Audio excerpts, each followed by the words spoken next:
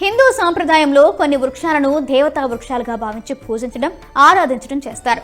వేప, మర్రి, రావి, మారేడు ఇలా పలు రకాల వృక్షాలను దేవతా స్వరూపంగా భావించి పూజిస్తారు.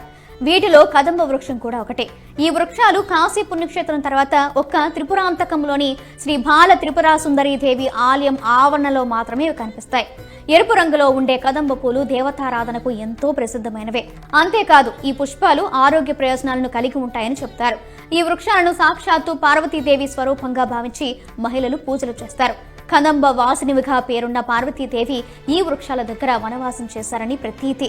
నిత్యం పచ్చగా ఉండే ఈ వృక్షాలను సంరక్షించడం అంటే ధర్మాన్ని పరిరక్షించడమే అని పండితులు చెప్తారు. అలాగే ఇక్కడ ఈ కదంబ వృక్షాలు విరివిగా ఉంటాయి.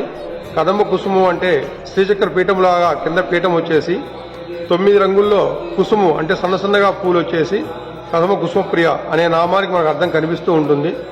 భగవంతునికి మాల వేయాలంటే ఏ పువ్వునైనా మన దారంతో మాల కట్టాలి.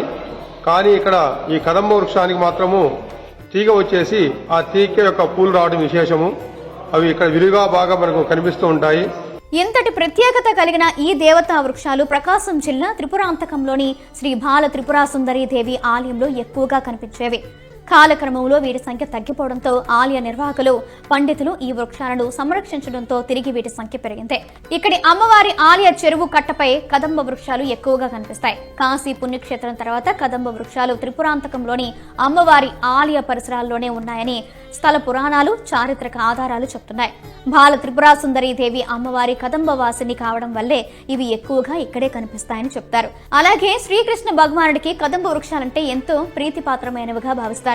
రాధాకృష్ణుల ప్రణయ గాథలు కూడా ఈ వృక్షాల కిందే ప్రారంభమయ్యాయని చెప్తారు. రాధాకృష్ణులు ఈ చెట్టు కిందే ఎక్కువగా విశ్రాంతి తీసుకునేవారట.